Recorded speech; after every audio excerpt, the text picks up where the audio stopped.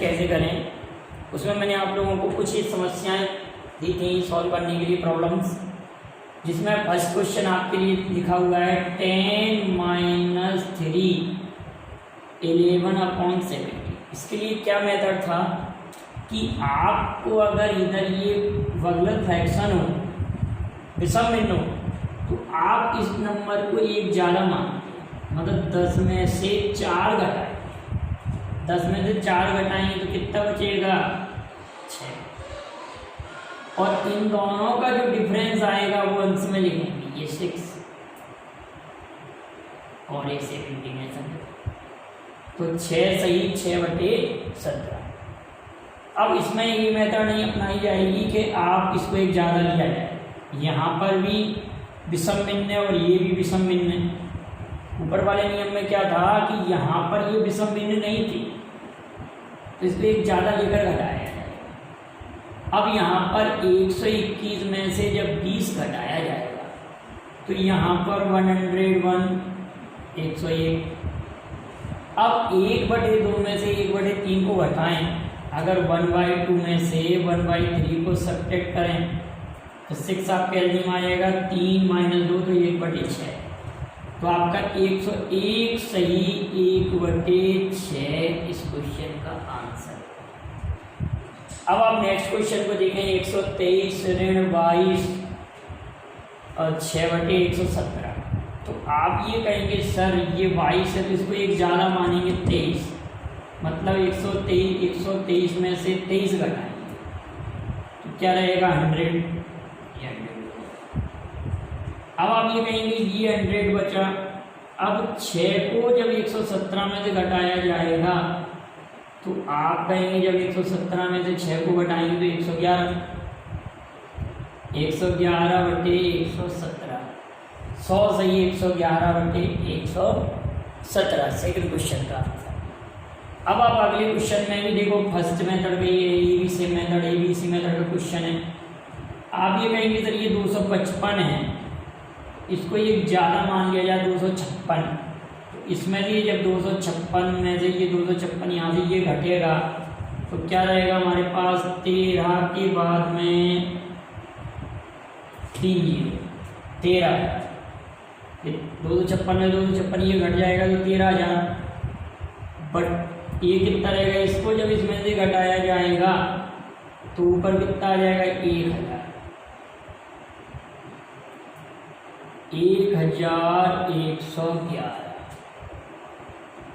ये कितना बचेगा, इसको जब इसमें से घटाएंगे तो 1,000, ये आ जाएगा 13,000 सही 1,000/1,111, ये आंसर है।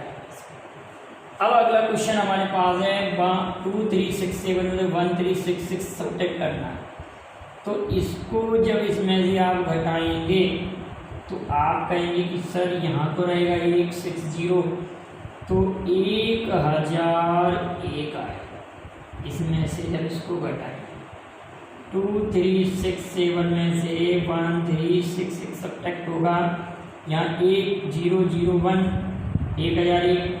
अब 3/4 और 1/4 का डिफरेंस हम अलग से करके अगर देखते हैं, ये 3/4 लिखा हुआ है और ये 1/4 लिखा हुआ है।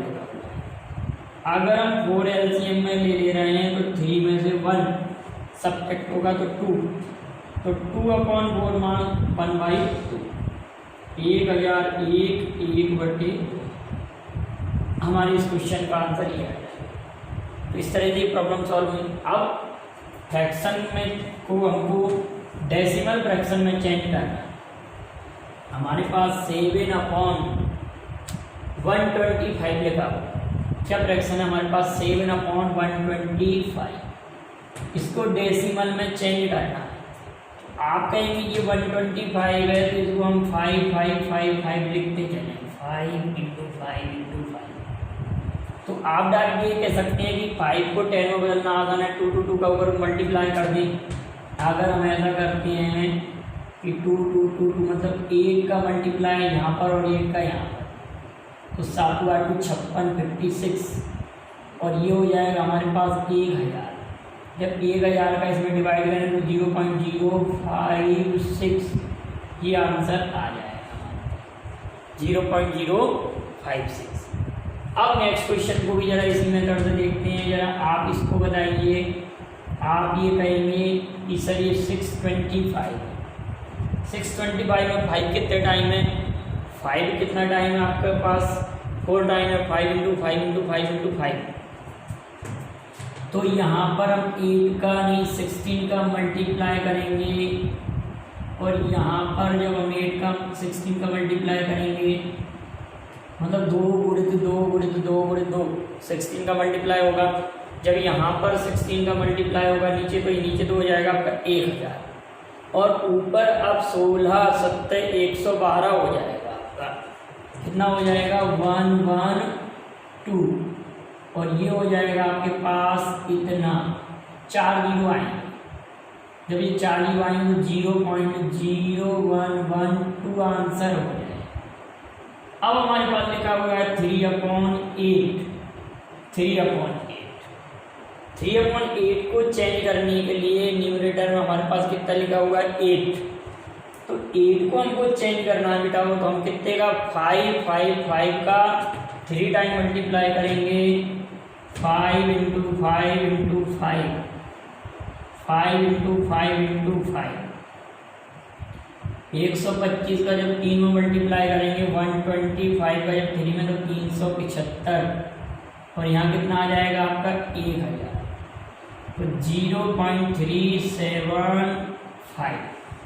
तो ये पिछले वीडियो में जो आपसे प्रॉब्लम पूछी गई थी, जितनी भी थी उनको सॉल्व कराया। अब हम अगली मेथड समझते हैं। जैसे आपके लिए कोई भी कंसेक्यूटिव नंबर्स दिए हैं और हमको उनका एवरेज फाइंड करना हो, या आपके लिए एवरेज दिया हो और आपको नंबर फाइंड करना है, तो इसके लिए क्या तरीका। हालांकि ये टॉपिक नंबर सिस्टम और एवरेज का है, लेकिन यहाँ पर भी आपको फास्ट कैलकुलेशन वाले टॉपिक में ज़रूरी है ये सॉल्व करना। तो कहने का अर्थ, अगर मैं आपको कोई क्वेश्चन इस प्रकार से दूँ कि हमारे पास क्वेश्चन ऐसे हो 21, 22, 23, 24, 21, दीज आर 5 नंबर्स, और कंसेक्यूटिव पॉजिटिव इंटीजर्स हैं, लगातार धनात्मक पूर्णांक है। लगातार ये धनात्मक पूर्णांक, अगर इनका हमको एवरेज फाइंड करना है तो मिडिल नंबर आ जाए। तो इसका एवरेज आपका मिडिल नंबर 23 हो, अगर इसका एवरेज फाइंड करना। अब अगर मैंने आपसे कहा कि 71, 73, 75, 77, 79, ये भी 5 नंबर है, तो मिडिल नंबर एवरेज हो जाएगा इसका 75। इसका एवरेज भी मिडिल नंबर 75। क्लियर है। अगर ये क्वेश्चन मैंने ऐसे लिख दिया 71, 73, 75, 77, 79, 81, इस प्रकार से लिखा, दीज आर 6 नंबर, ये कितनी संख्या है, 6 संख्या है, तो इसका एवरेज भी मिडिल नंबर होगा। तो इन दोनों के मिडिल में कौन सा नंबर होगा, 76 नंबर। इनका एवरेज 76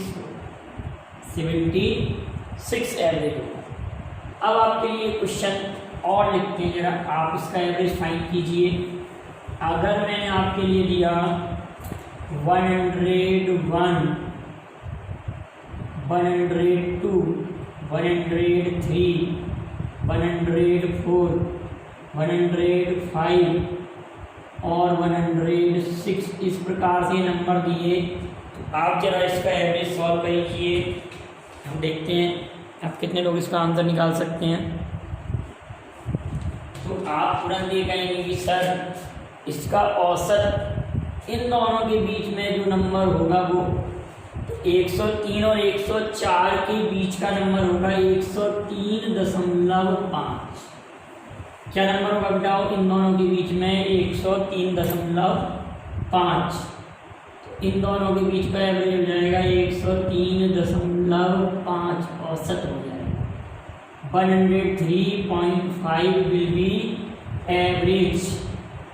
अब मैंने आपने कहा 501, 502, 503, 504, 505, 1 2 3 4 5, एक नंबर और लिख रहे हैं 506, और कहा कि बेटा आप इसका औसत बताइए।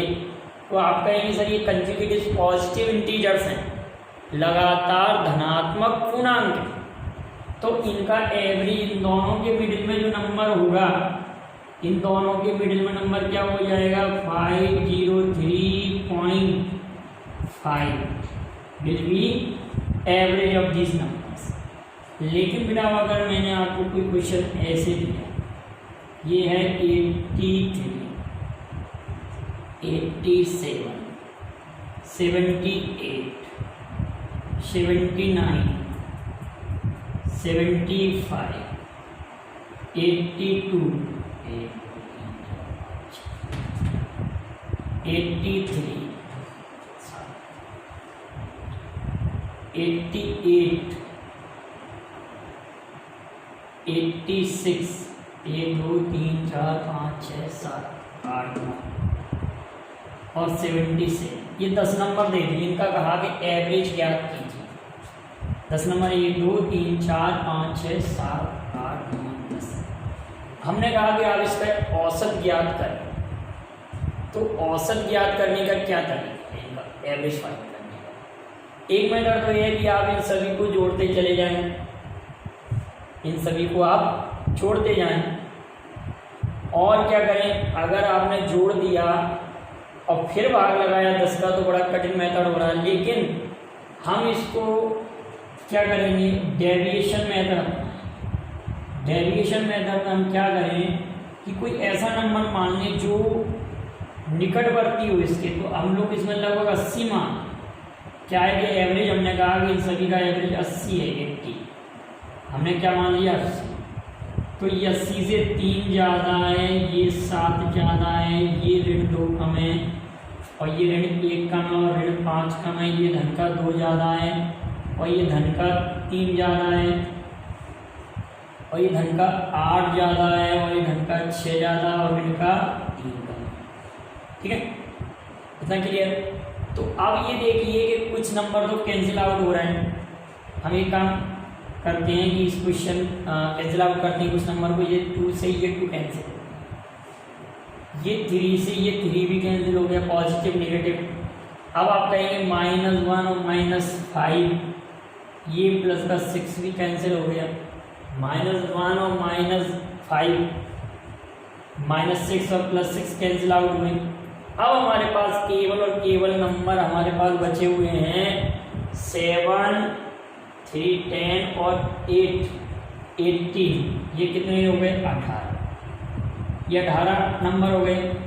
अब आप 18 में कितने का पारा पढ़ेंगे, 10 नंबर है तो 10 का पारा पढ़ेंगे। तो 80 धन 1.8 तो 81.8 औसत आ गया। अगर हम इस सभी को ऐड करते और 10 का डिवाइड भी करते तो भी हमारा आंसर यही आता, लेकिन आप उस मेथड से बड़ा लेंथी क्वेश्चन करते हैं। पहले नंबर तो ऐड करने में ही टाइम लग जाता आप लोगों को, इतना सिंपल मेथड। अगर ये कम होता तो माइनस चिन्ह लगाते थे। तो इस डेविएशन मेथड का हम एवरेज भी यूज करेंगे। अब चलते चलते फास्ट कैलकुलेशन में मैं इसी तरह के आप लोगों को क्वेश्चन लेके आऊँगा जो आप लोगों को कई यूनिटों में हेल्प करेंगे। तो आप इनके नोट्स बनाते जाइए बेहतर प्रकार से और आप लगातार वीडियो को देखते जाइए। Thank you very much. जय हिंद, जय भारत।